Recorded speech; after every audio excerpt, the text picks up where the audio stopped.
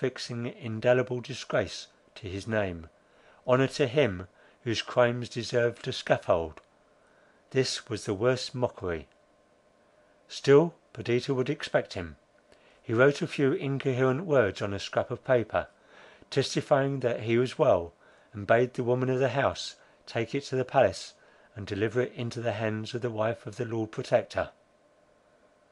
The woman, who did not know him, contemptuously asked how he thought she should gain admittance, particularly on a festal night, to that lady's presence.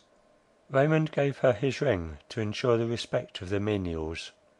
Thus, while Perdita was entertaining her guests, and anxiously awaiting the arrival of her lord, his ring was brought her, and she was told that a poor woman had a note to deliver to her from its wearer. The vanity of the old gossip was raised by her commission, which after all she did not understand, since she had no suspicion, even now, that Evadne's visitor was Lord Raymond. Perdita dreaded a fall from his horse, or some similar accident, till the woman's answers woke other fears. From a feeling of cunning blindly exercised, the officious, if not malignant messenger, did not speak of Evadne's illness, but she garrulously gave an account of Raymond's frequent visits, adding to her narration such circumstances as, while they convinced Perdita of its truth, exaggerated the unkindness and perfidy of Raymond. Worst of all, his absence now from the festival, his message wholly unaccounted for, except by the disgraceful hints of the woman, appeared the deadliest insult. Again she looked at the ring. It was a small ruby, almost heart-shaped, which she had herself given him. She looked at the handwriting, which she could not mistake, and repeated to herself the words, "Do not, I charge you, I entreat you, permit your guests to wonder at my absence."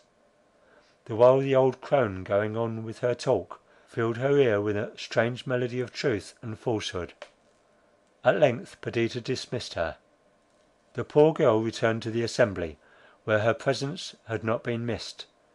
She glided into a recess, somewhat obscured, and leaning against an ornamental column there placed, tried to recover herself. Her faculties were palsied. She gazed on some flowers that stood near, in a carved vase. That morning she had arranged them. They were rare and lovely plants.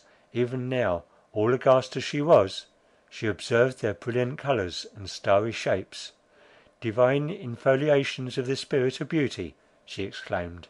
"Ye droop not, neither do ye mourn.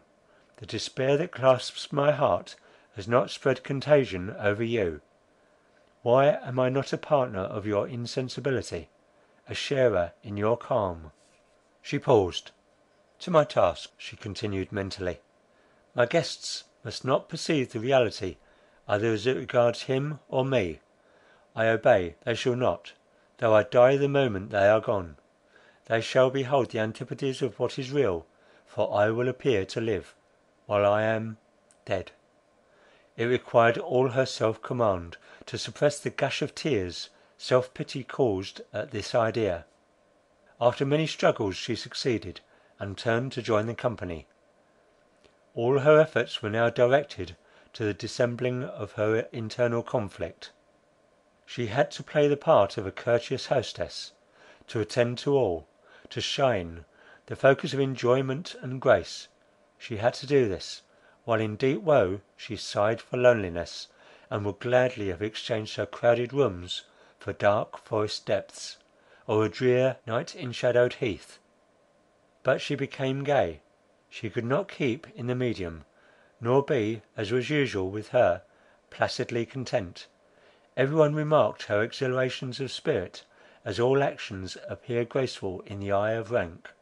Her guests surrounded her applaudingly, although there was a sharpness in her laugh, and an abruptness in her sallies, which might have betrayed her secret to an attentive observer.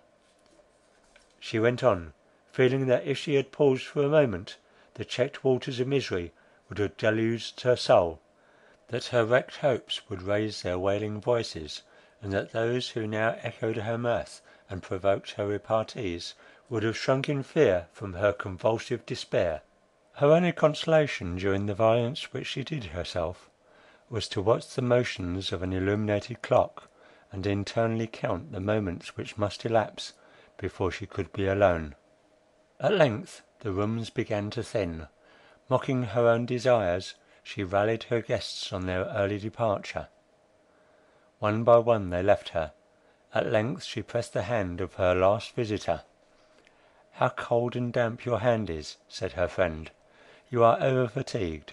Pray hasten to rest." Perdita smiled faintly. Her guest left her. The carriage rolling down the street assured the final departure. Then, as if pursued by an enemy, as if wings had been at her feet, she flew to her own apartment. She dismissed her attendants, she locked the doors, she threw herself wildly on the floor, she bit her lips even to blood to suppress her shrieks, and lay long a prey to the vulture of despair, striving not to think, while multitudinous ideas made a home of her heart. And ideas, horrid as furies, cruel as vipers, and poured in with such swift succession, that they seemed to jostle and wound each other, while they worked her up to madness. At length she rose, more composed, not less miserable. She stood before a large mirror. She gazed on her reflected image, her light and graceful dress, the jewels that studded her hair and encircled her beauteous arms and neck, her small feet shod in satin, her profuse and glossy tresses, all were to her clouded brow and woe-begone countenance like a gorgeous frame to a dark tempest portraying picture. Vase am I, she thought, vase brimful of despair's direst essence. Farewell, Perdita, farewell, poor girl. Never again will you see yourself thus. Luxury and wealth are no longer yours. In the excess of your poverty you may envy the homeless beggar. Most truly am I without a home. I live on a barren desert, which wide and interminable brings forth neither fruit or flower. In the midst is a solitary rock, to which thou, Perdita, art chained, and thou seest the dreary level stretched far away. She threw open her window, which looked on the palace garden. Light and darkness were struggling together, and the orient was streaked by roseate and golden rays. One star only trembled in the depth of the kindling atmosphere.